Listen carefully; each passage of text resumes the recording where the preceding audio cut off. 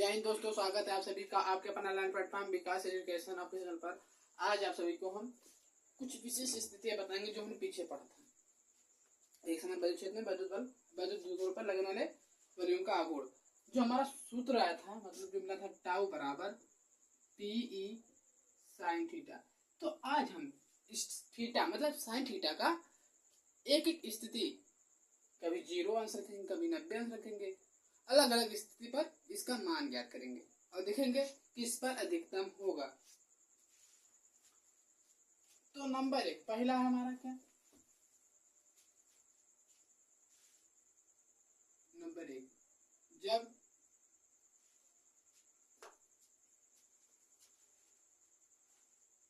विद्युत ध्रुव पढ़ रहे थे ना उसमें, तो क्या लिखेंगे, जब विद्युत ध्रुव विद्युत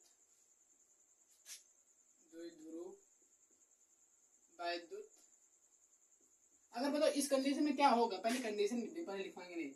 इसमें एक समान विद्युत क्षेत्र है जिसमें दो ध्रुव रखा गया है, हमारा एक समान विद्युत क्षेत्र जिसमें क्या रखा गया है, एक द्विध्रुव रखा गया है। यहाँ पर देते चलिए प्लस क्यू माइनस क्यू, इसकी भी दिशा विद्युत क्षेत्र की दिशा की ओर ही रहेगा। तो अगर यहाँ पर देखें तो थीटा पहले लिखते क्या है, जब विद्युत ध्रुव विद्युत क्षेत्र के समांतर है तथा विद्युत क्या है, खासियत आघूर्ण के बारे में पढ़े ना, तो क्या लिखेंगे, विद्युत द्विध्रुव आघूर्ण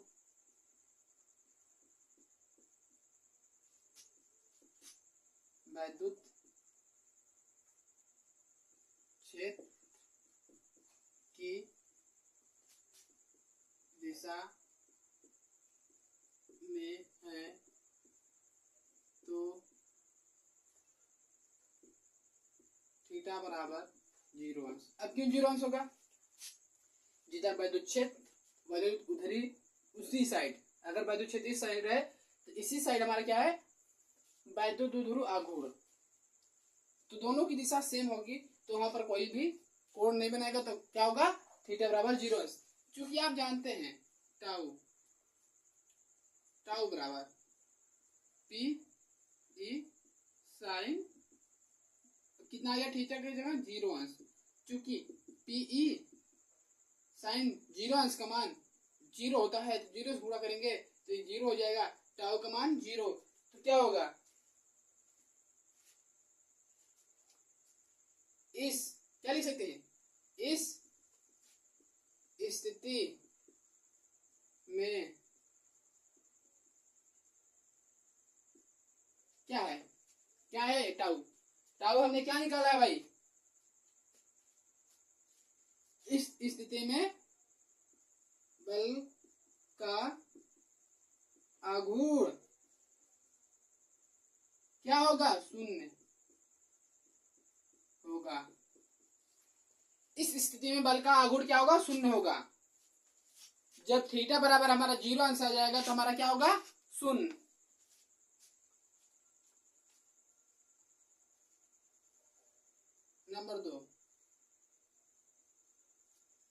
नंबर दो पर फिगर यहाँ पर देखिए, एक समान विद्युत क्षेत्र है,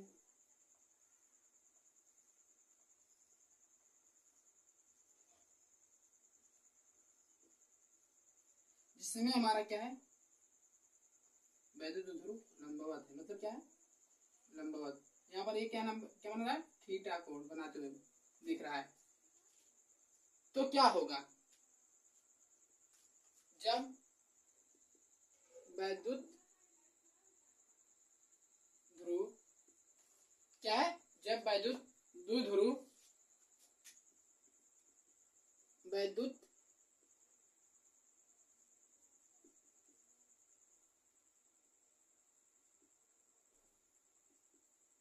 क्षेत्र के लंबवत हो तो थीटा बराबर क्या होगा 90 अंश।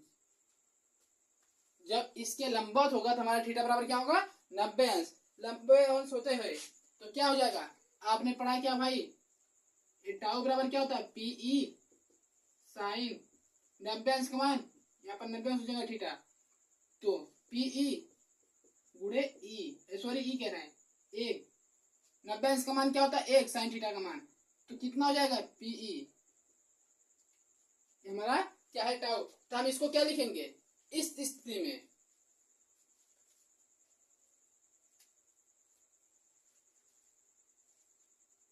इस स्थिति में बल का आघूर्ण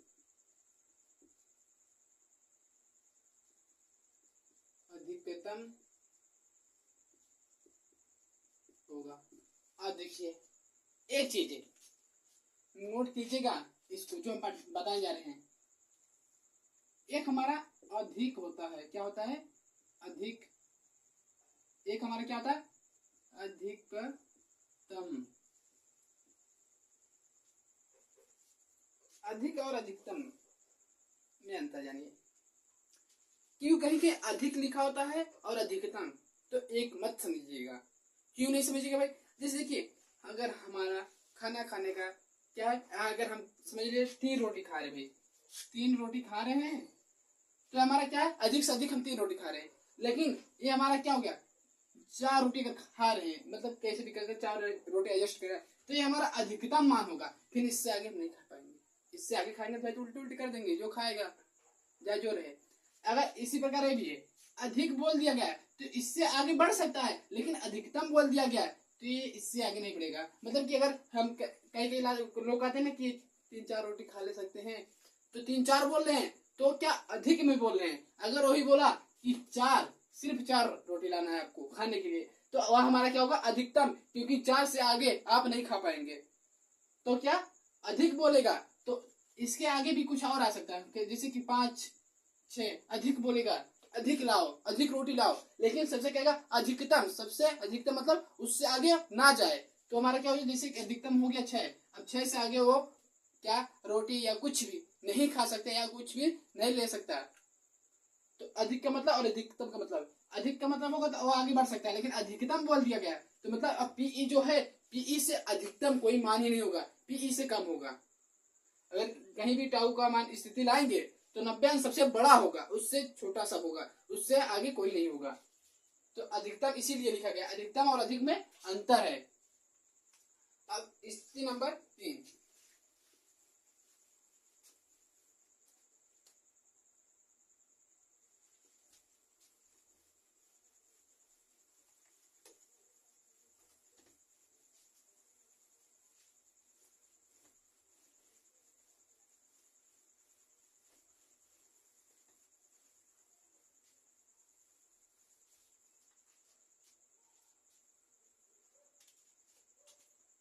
एक समान वैद्युत क्षेत्र है,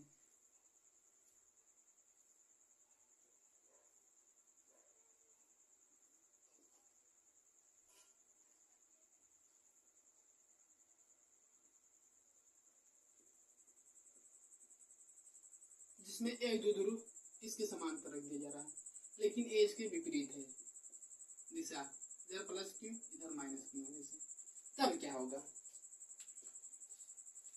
तब बताइए क्या होगा। आप जानते हैं बदल ध्रुव की दिशा विपरीत ही होती है, तो इसमें क्या लिखेंगे, जो हमारी स्थिति नंबर 3 है, जब किसी वैद्युत द्विध्रुव की, ऐसे नहीं, पहले इसका समांतर वाला लिखेंगे, जब किसी वैद्युत, थोड़ा और सही बैठाते हैं, जब वैद्युत द्विध्रुव वैद्युत क्षेत्र के समांतर हो या है तथा वैद्युत द्विध्रुव आघूर्ण की दिशा वैद्युत क्षेत्र की दिशा के विपरीत हो तो थीटा बराबर क्या होगा? तो थीटा बराबर फिर भी 0 होगा, क्योंकि कोई भी कोण नहीं बना रहा है। जब कोई कोण नहीं बनाएगा तो क्या कहेंगे भैया?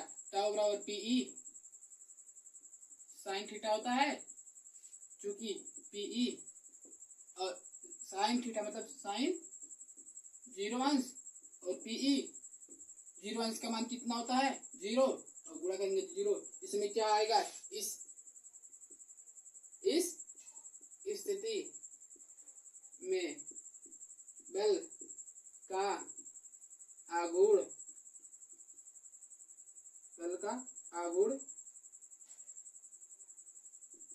शून्य होगा।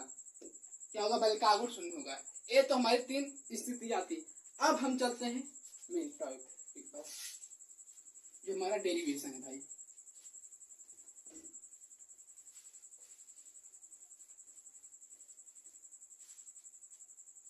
डेरिवेशन में क्या है? वैद्युत द्विध्रुव के कारण वैद्युत क्या है? वैद्युत द्विध्रुव के कारण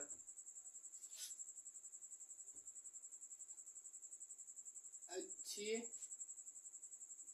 स्थिति में वैद्युत क्षेत्र की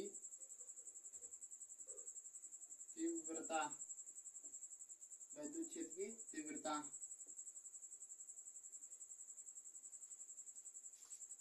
ये हमारा हेडिंग है भाई। तो देखिए डेरिवेशन में फिगर होता है क्या है? वैद्युत द्विध्रुव के कारण, वैद्युत द्विध्रुव हमारा है, इसके कारण अच्छी स्थिति मतलब क्या होगा? ये वैद्युत द्विध्रुव ये भी होगा, जिस पर प्लस की आवेश, इस पर माइनस की आवेश, और इनके बीच की दूरी 2l। आपने पढ़ा है ये पहले।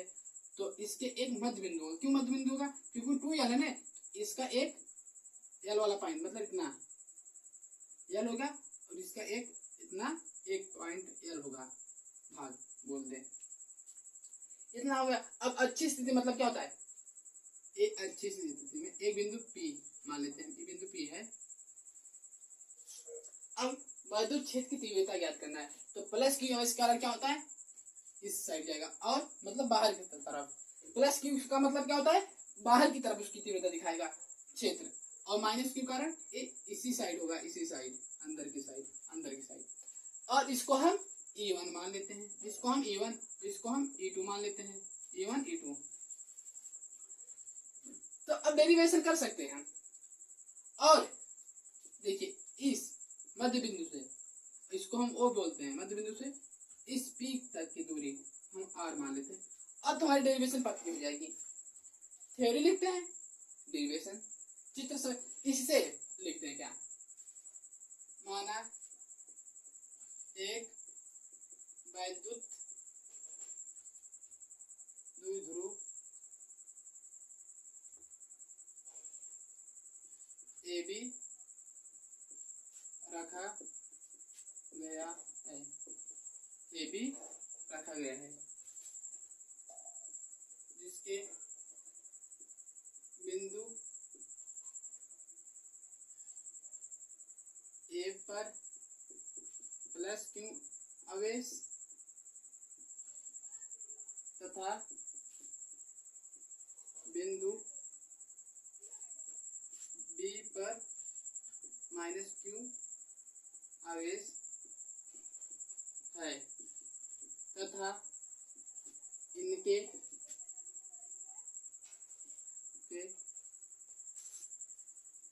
बीच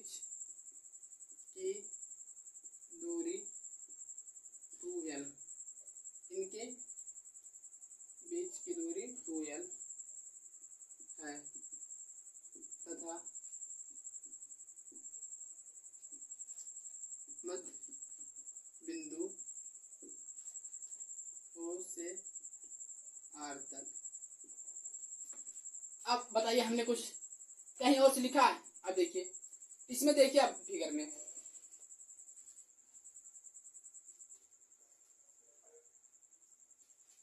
यहाँ पर चले एक बार जरूर पूरा लिख देते हैं।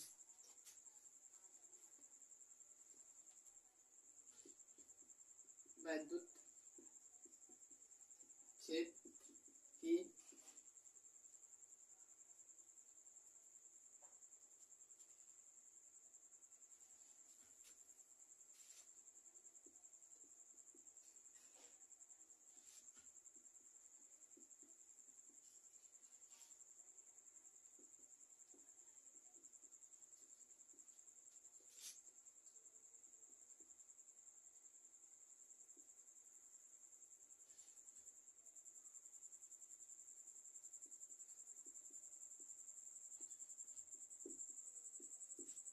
देखिए फिगर समझ जाए आपको। माना एक वैद्युत ध्रुव ए बी जिसके रखा गया है, जिसके बिंदु ए पर प्लस QMS, बिंदु बी पर माइनस QMS, इनके बीच की दूरी 2L और मध्य बिंदु O से R तक या तक की दूरी पर वैद्युत क्षेत्र की तीव्रता ज्ञात कीजिए। प्लस QMS का वैद्युत क्षेत्र की तीव्रता बाहर की ओर और माइनस QMS का वो अंदर की ओर होगा। तो इतना हो गया, थ्योरी में आपको इतना ही लिखना है। फिर आपको क्या लिखना है? प्लस Q आवेश के कारण बिंदु P पर वैद्युत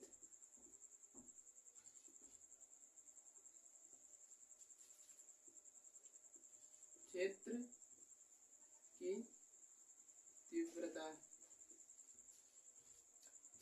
बिंदु P पर क्या होगा? तीव्रता वाला आपने सूत्र पढ़ा होगा, वैद्युत क्षेत्र तीव्रता। इसको हमने E1 माना, तो E1 बराबर 1/4 pi epsilon 0 Q into R square होता था। लेकिन इसमें क्या होगा बताइए? O से P तक क्या करना होगा बताइए, इतना निकालने के लिए?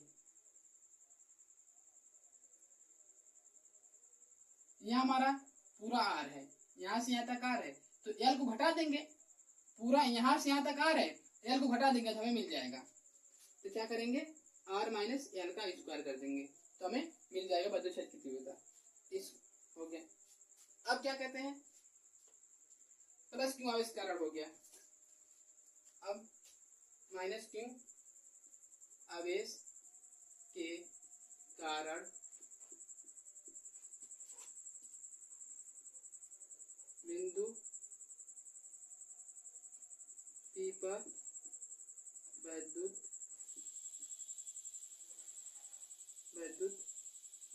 क्षेत्र की तीव्रता।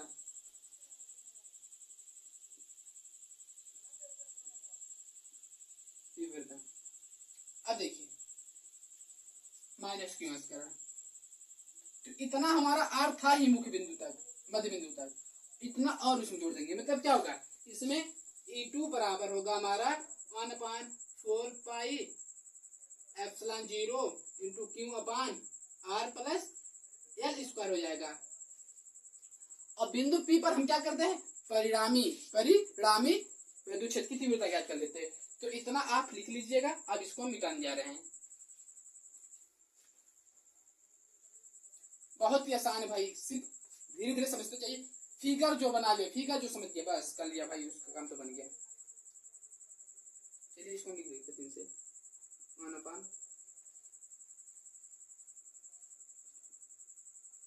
पाई एप्सिलॉन 0। अब इसको ऊपर लिखने के बाद मिटाते हैं। चलिए आप क्या करते हैं? बिंदु P पर परिणामी वैद्युत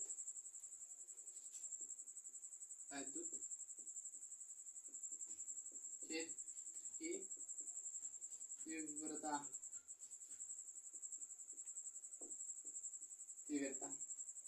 तो परिणामी के लिए क्या होगा? E हमारा होगा बराबर E1 माइनस E2। तब जाकर हमारा मिलेगा, क्योंकि E1 इतना है, E2 हटा देंगे, E1 में से E2 को घटाना पड़ेगा, तब जाकर हमारा परिणामी वैद्युत क्षेत्र की तीव्रता मिलेगा। तो अब देखिए E बराबर क्या हो जाएगा, E1 कितना था हमारा 1/4πε0 और Q/R माइनस L का स्क्वायर, उसके बाद माइनस कर देना, फिर इसको कोष्टक में कर देते हैं, इसको भी कोष्टक लगा देते हैं। 1/4πε0 Q/R प्लस L का स्क्वायर कर देते हैं, L का स्क्वायर कर देते हैं। तो देखिए अब इसको समझते हैं, हम बगल होकर समझाते चल रहे हैं, ज्यादा टाइम नहीं लगेगा क्योंकि कम समय में ज्यादा क्वेश्चन करना है डेरिवेशन। तो देखिए अब हम क्या करेंगे, 1/4πε0 1/4πε0 ऊपर क्यों, इधर भी ऊपर क्यों, तब हम इसको बाहर कॉमन कर लेंगे, क्या होगा 1 नहीं, अब क्यों अपान हो जाएगा, Q/4πε0। जब इसकी क्यों की अगर अंदर जरूरत पड़ेगी तब इसको खींच कर अंदर ले जा सकते हैं, अभी हमें अंदर जरूरत नहीं है। तो अब देखिए क्या होगा, इधर से हमारा 1/R माइनस L का स्क्वायर माइनस इधर से क्या बचेगा 1/R प्लस L का स्क्वायर बचेगा।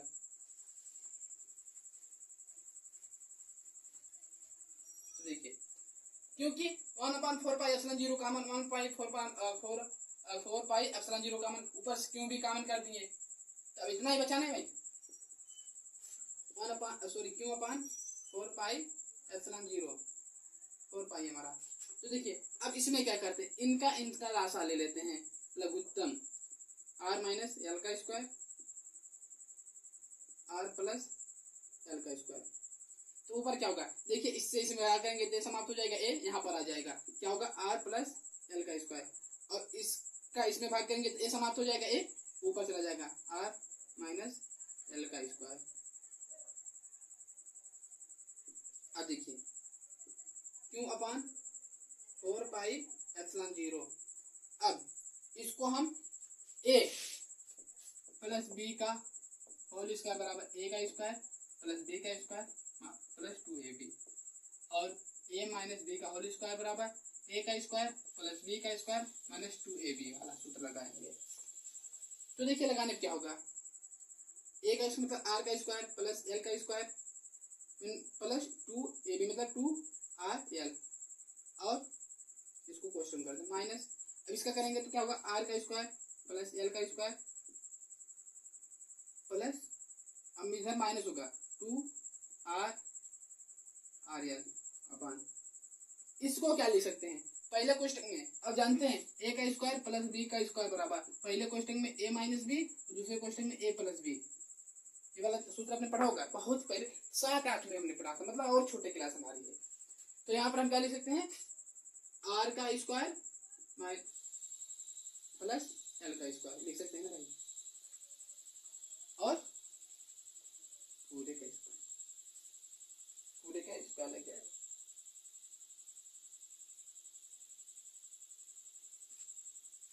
हो गया। अब देखिए क्या करते हैं, Q/4πε0 R square plus L square plus 2rl minus R square minus L square minus minus plus 2rl R square plus L square. अब R स्क्वायर खत्म, ये प्लस था इधर माइनस था, इधर से ये समाप्त, तो बचा क्या 4rl, कितना बचा Q/4πε0 4rl upon R square minus plus L square, अब पूरे का स्क्वायर हो गया। चलिए अब टाइप करते हैं, जब नहीं होगा फिर मिटाएंगे ऊपर।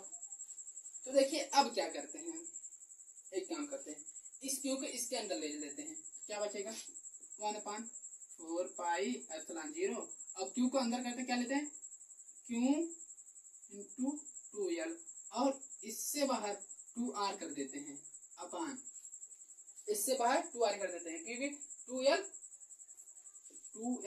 गुणे 2r करेंगे तो दो दूना 4 rl हो जाएगा। तो हम इसको इस प्रकार लिख सकते हैं।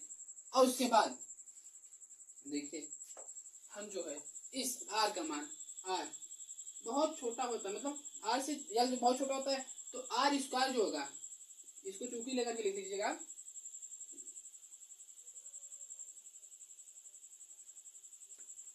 यही इसी सामने लिख लीजिए। चूंकि r का मान r जो होता है बड़ा होता है किससे, l से, बहुत बड़ा। l कहता है r से बहुत छोटा होता है, तो चूंकि हुआ तो इसलिए हमारा क्या होगा, r स्क्वायर बड़ा होगा l स्क्वायर से, तो इसको हम नगड़ के बराबर मान लेते हैं, इस l को नगड़ के बराबर, तो r स्क्वायर r, क्योंकि अब इसको हमने नगड़ के बराबर मान लिया, मतलब r बहुत बड़ा है, r की अपेक्षा l बहुत छोटा है, इस प्रकार। तो हम इसको r का नगड़ मान लेते हैं, r मतलब सॉरी l को नगड़ मार के l को हटा ही देते हैं। तो अब क्या हो जाएगा 1/4πε0। देखिए क्योंकि p बराबर 2q इंटू 2l, यह पढ़ा है वैद्युत ध्रुव आघूर्ण। तो अब क्या हो जाएगा p 2r अपान 2 घात 2 घात 4 घात। अब एक r से इसको कैंसिल कर देंगे, क्या होगा 2p, मतलब 1/4πε0 2p अपान r, ये मतलब एक r यहाँ से खत्म हुआ, एक r यहाँ से, क्या r क्यों, हमारा सूत्र निकल गया किसका, वैद्युत ध्रुव का अच्छी स्थिति में वैद्युत क्षेत्र की तीव्रता, वैद्युत क्षेत्र की तीव्रता। वेक्टर वाला लिख देंगे, क्या होगा बताइए,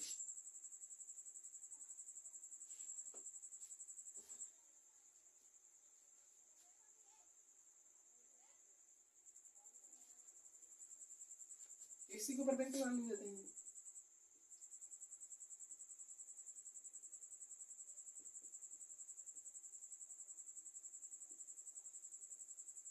इतना हो गया। अब एक और इसमें थोड़ा सा लाते हैं,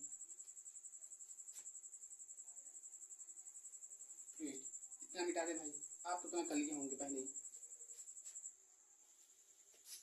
लिखते हैं यदि वायु या निर्वात के स्थान पर, यदि निर्वात स्थान पर कोई परावैद्युत पदार्थ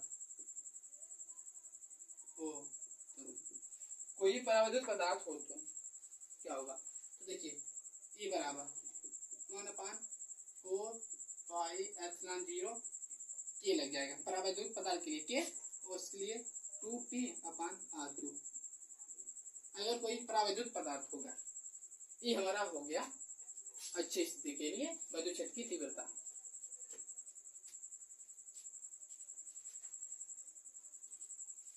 आगे चले,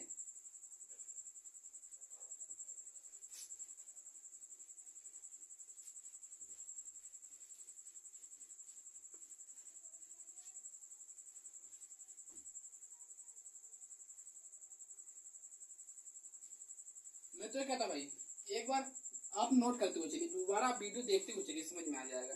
जैसे एक बार कॉपी पेन लीजिए, उसको नोट करते हुए समझते हुए चलिए, या वीडियो रोक रोक समझते हुए चलिए, लेकिन एक बार लिख लेंगे फिर उसके बाद समझेंगे। वीडियो देखना, कॉपी में देखना, वीडियो में देखना, कॉपी में देखना, समझना, बहुत जल्दी समझ में आएगा आपको।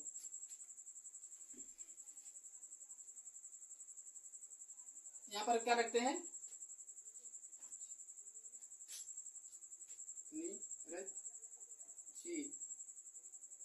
स्थिति में वैद्युत क्षेत्र की तीव्रता। अब क्या करेंगे, वैद्युत ध्रुव के कारण निरक्षी स्थिति में वैद्युत क्षेत्र की तीव्रता ज्ञात करेंगे। तो देखिए वैद्युत ध्रुव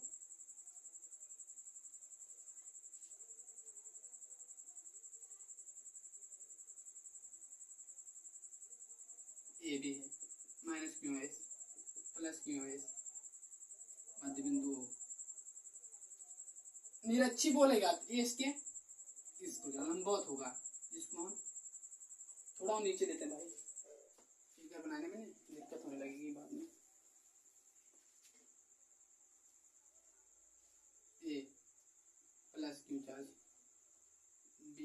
माइनस क्यू चार्ज, इसके मध्य बिंदु ओ, और जो हमारा बिंदु P वैद्युत क्षेत्र की तीव्रता निकालने के लिए यहाँ पर जो माने हैं ये हमारा क्या होगा, लंबवत होगा। इस पर लंबवत होता है, इनके बीच की दूरी 2l और इतना दूरी l और इतना दूरी l। अब इस पर एक हम क्या करते हैं, विकर्ण लगना, बल लग रहा है ना भाई बिंदु आवेशों के कारण, इससे भी विकर्ण इधर बनेगा। हो गया, ये बिंदु P है। अब प्लस क्यों आवेश के कारण इस पे जो बल लगेगा भाई, वैद्युत बल किधर जाएगा, ये हमारा E1 होगा। इसके कारण ये क्या होगा, अंदर की ही साइड आएगा, इसको हम E2 मान लेते हैं। E2 और E2 E1। अब देखिए ये हमारी बिंदुओं से R तक की दूरी है, R हो गया, हो गया ना भाई, इतना करें आगे। इस पर हम एक इसको बोलते हैं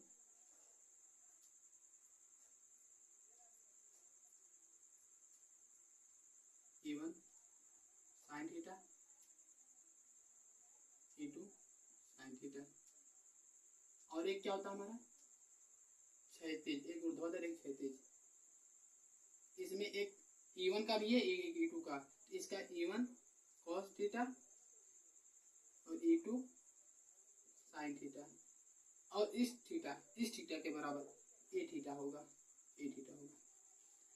चूंकि दो समांतर रेखाओं पर परिच्छेद रेखा एक तिर्यक रेखा परिच्छेद करेगी तो इसका कोण इसके बराबर होगा, एकांतर कोण तो इसका कोण इसके बराबर होगा, इसी प्रकार इसका कोण इसके बराबर होगा।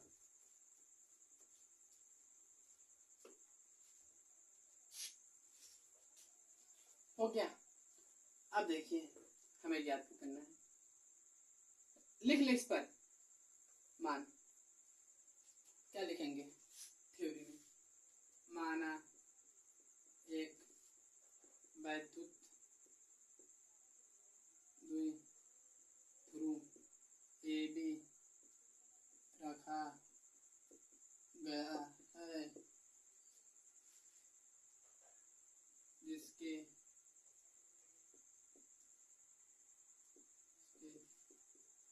बिंदु A पर प्लस क्यू आवेश तथा बिंदु B पर माइनस क्यू आवेश है तथा इनके बीच की दूरी 2l है। इतना तो कॉमन हो गया जब से हम वैद्युत द्विध्रुव पढ़ रहे हैं थ्योरी लिखते हुए।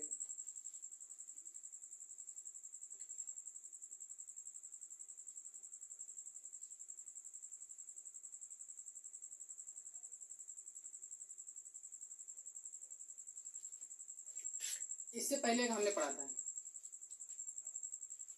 क्या है, वैद्युत द्विध्रुव से वैद्युत द्विध्रुव के मध्य बिंदु O से R तक वैद्युत क्षेत्र की तीव्रता ज्ञात करना है। वैद्युत क्षेत्र की तीव्रता ज्ञात करना है, बस इतना ही कर लो। अब देखिए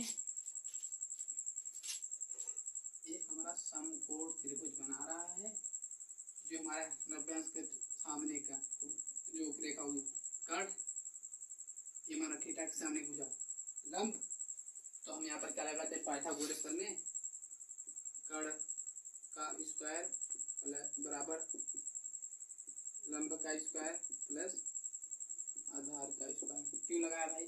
क्योंकि इनके अवेशों के कारण हमें बद्ध क्षेत्र की तीव्रता ज्ञात करना है। जो हमारे बिंदु अवेश है, तो अब हमारा निकलेगा क्या? कर्ण निकलेगा। तो उससे पहले देखिए लंब क्या है?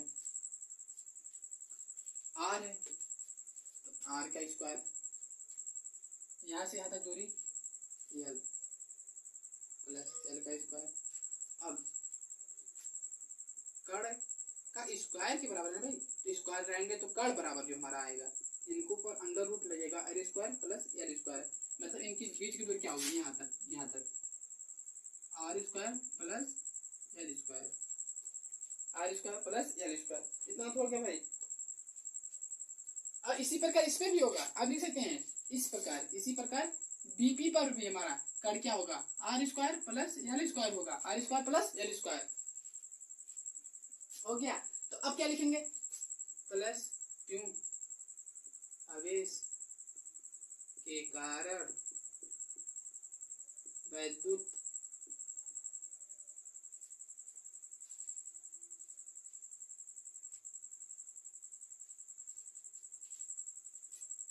बिंदु पी पर है ना भाई, वैद्युत लिखे बिंदु पी पर वैद्युत क्षेत्र की तीव्रता वैद्युत क्षेत्र इधर है, तो क्या होगा? E1 बराबर 1/4 पाई एप्सिलॉन 0, 1/4 पाई एप्सिलॉन 0। आवेश कितना है? क्यों? इनके बीच की दूरी जो हमारी निकली, बताइए। आर का स्क्वायर प्लस एल का स्क्वायर और पूरे का स्क्वायर, ये हो गया। ये हमारा क्या है? E1 1/4 पाई एप्सिलॉन 0 क्यू बराबर R square plus L square. अब माइनस क्यू आविष्करण भी होगा, माइनस क्यू आविष्करण एकदम टहरते घूमते याद हो जाएगा भाई। सिर्फ एक बार देखो वीडियो, 2 बार देखना है, ये जान लो। एक बार लिखते हुए लिखे, मतलब हम पढ़ा रहे हैं तो वीडियो देखते हुए लिखते हुए अपने रफ में कीजिए, फेयर में कीजिए। उसके बाद आपको क्या करना है?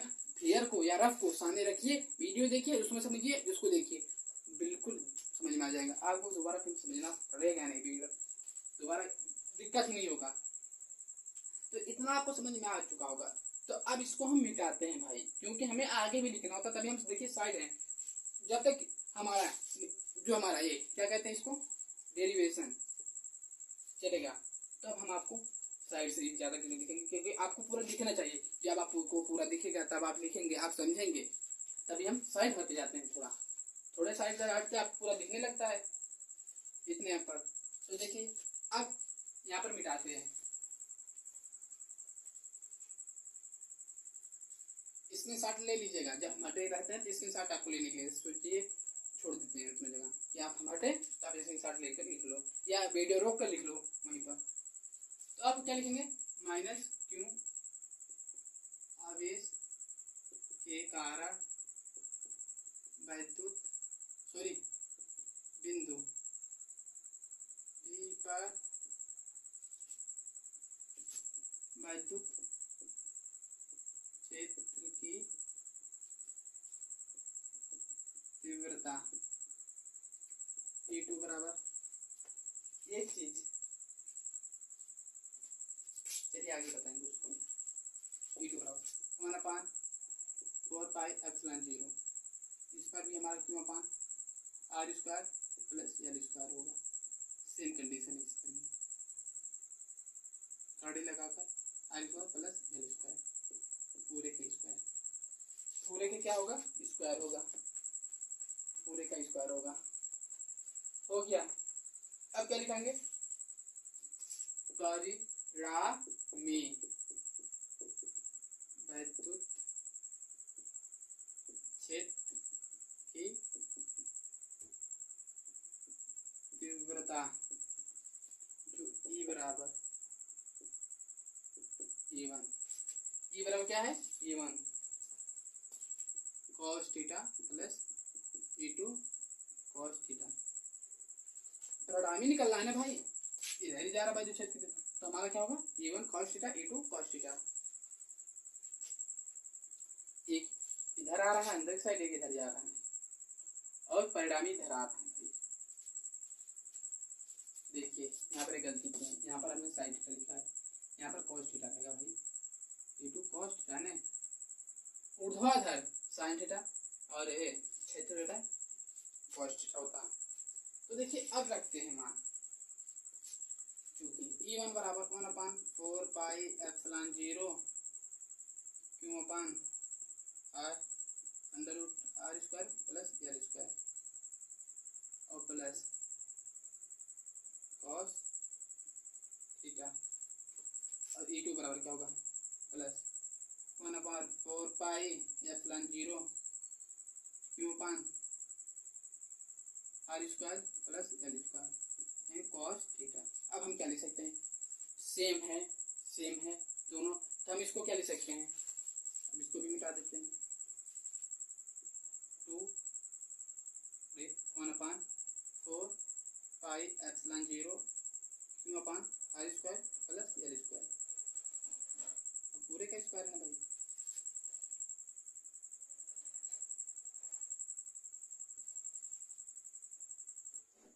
है अब देखिए इधर कार्डी नहीं लगा, कार्डी लगा इसको पूरा स्क्वायर, लेकिन अगर हम यहाँ पर ये दोनों ना लगाएंगे तब भी सही होगा, क्योंकि इस स्क्वायर से जो हमारे ऊपर स्क्वायर होता है इससे इस कार्डी का मान समाप्त हो जाता है, इससे इस कार्डी का मान समाप्त होता है, तब इस रूप में भी लिख सकते हैं, कोई प्रॉब्लम नहीं। और क्या होगा एक cos थीटा, क्या होगा cos थीटा हो गया इतना। अब क्या करते हैं इसमें बताइए, क्योंकि हमने देखा है cos थीटा साइन को क्या होता है आधार बटे काट, तो आधार क्या हमारा L, तो L है। अब लिखते हैं 2 गुणे 1/4 pi epsilon 0 Q upon R square plus L square plus रहेगा कि गुणे में रहेगा बताइए, बता सकते हैं, यहाँ पर कोई चीज नहीं तो गुणे में रहेगा भाई, कितना होगा L upon under root R square plus L square, क्यों अंडर रूट लगेगा, यहाँ पर अंडर रूट लगा है, इतना आएगा, इतना हो गया, समझ में आ रहा है भाई, इतना आ रहा है भाई समझ में, बिल्कुल। चले आगे, अब देखिए सोचिए क्या कर सकते हैं इसमें,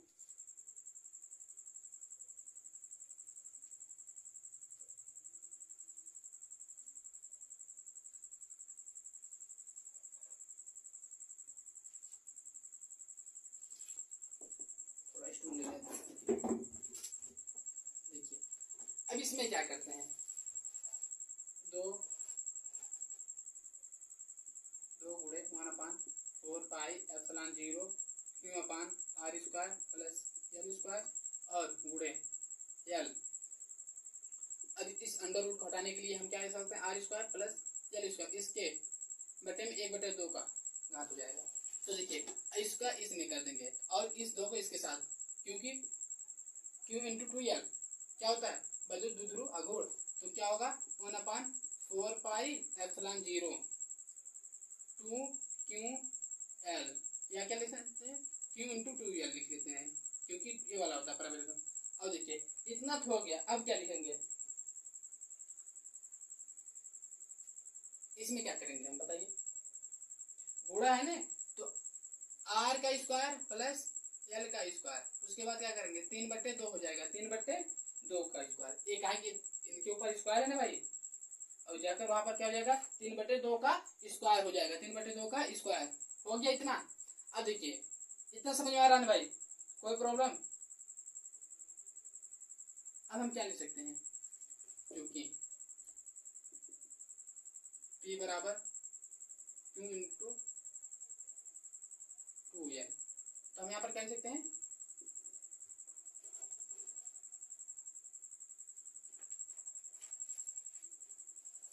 एकदम नजदीक आ गए भाई, आराम चले, अब कोई दिक्कत नहीं है, बैठे हैं हम नीचे, स्टूल लगाकर बैठे हैं यहीं पर, दिख रहा होगा सिर्फ मेरा, तो देखिए अब क्या लिखते हैं 1/4πε0 Q into 2l R square plus L square 3/2 का स्क्वायर। अब इसकी जगह हम क्या लिख सकते हैं पी, तो क्या होगा 1/4πε0। अब क्या होगा पी बट्टे, और क्या करेंगे इसमें बताइए।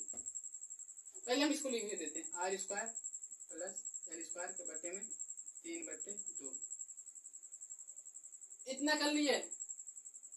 इतना करने के बाद अब क्या करते हैं, क्योंकि हमने क्या माना है भैया इससे पहले वाले में भी क्या अच्छी स्थिति में आर बहुत बड़ा है यल से, मतलब यल बहुत छोटा है, क्योंकि क्या है यल बहुत छोटा है यल से, तो आर स्क्वायर भी बहुत बड़ा होगा यल से, और यल स्क्वायर एकदम क्या होगा नगड़ के बराबर। तो क्या होगा 1/4πε0 पी अपान आर स्क्वायर और 3/2 का स्क्वायर। अभी दो दोस्त कर जाएगा क्या हो जाएगा 1/4πε0 पी बट्टे आर क्यूब, दो कैंसिल, ये हो गया ई बराबर। इतना तो हमने पहले भी निकाला था, तो ये हमारी निरक्षी स्थिति में मिल गया। क्या मिल गया निरक्षी स्थिति में हो गया। अगर इसी को हम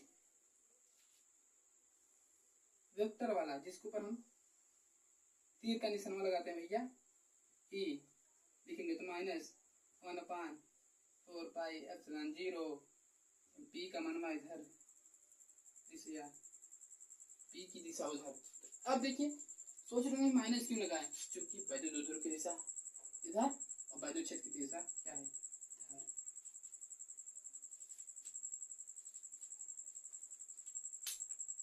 उसके विपरीत होते भाई। हो गया ये हमारा हो गया मान। अब क्या ये था मिटाओ ऊपर,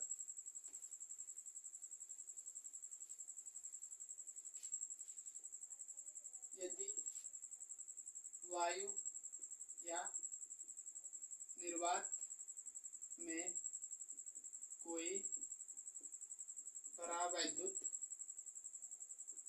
पदार्थ हो तो ये बराबर क्या हो जाएगा 1/4πε0 के लग जाएगा परावैद्युत पदार्थ के लिए, और पी बटे आर क्यूब, पी बटे आर क्यूब। तो ये भैया हमारी निश्चित स्थिति कंप्लीट हो गई। वीडियो को 2 बार देखना है, डेरिवेशन ज़्यादा करिए, एक बार लिखते हुए चलिए, एक बार समझते हुए देख लीजिए। तो जय हिंद, आप मिलेंगे नेक्स्ट वीडियो। वीडियो पसंद आए लाइक कीजिए, शेयर कीजिए और चैनल को सब्सक्राइब भी कीजिए भैया जी।